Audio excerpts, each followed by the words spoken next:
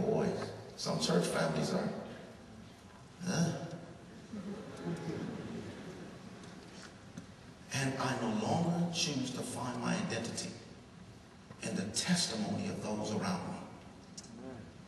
But I choose to go here. Amen. I choose to find my identity the same place Jesus did, in your word. Beloved, I challenge you, check out what God has to say about you. Go back and read it. I know we tend to think sometimes, oh, I know Jesus loves me this. I know that's the most profound text in all of the scripture. Here's the breakfast crowd.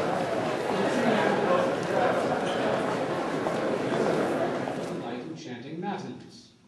I'll mention just briefly, if you don't know the services, the monks in a monastery have 8 services along through the day. And they start very early, before sunrise. And the last one is way, way down there at night. And during these services, they chant the Psalms. And the services are so structured that every week, they go through all 150 Psalms. And Jesus agonized in his spirit. She expressed no words of faith at all. So when you want to trust God and you want to work for God in this war of carrying love to the world, if God has called you to do a project, to reach people, whether it be for children, whether it be young adults, students, whether it be medical work, aviation work, prison ministry. So Jesus stayed away so that Lazarus would die. But Martha said,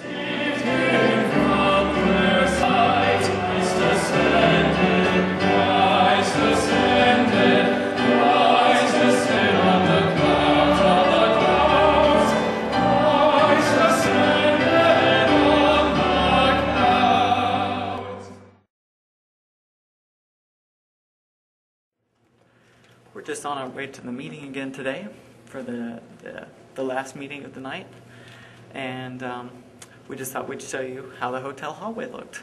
We're getting ready to get on the elevator. We'll turn you around here. There's what the hallway looks like. Here's the elevator shaft. Right there. We've got some Hanukkah candles in the hotel lobby.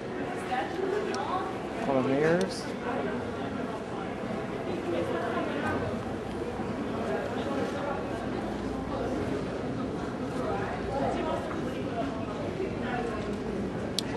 Here's the entrance to the Skyway.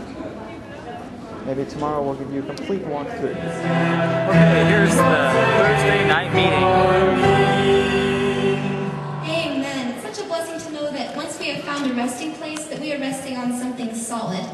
Our next hymn will be A Mighty Fortress.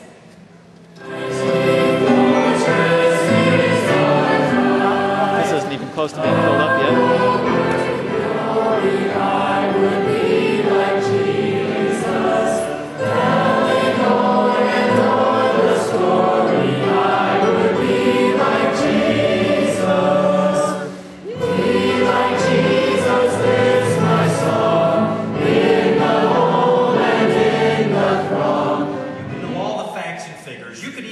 Scientific calculator and punch in your body weight and measure the wind and check all of the factors, and you could mathematically prove that you know that the cord's going to stop you before you hit the bottom of the river.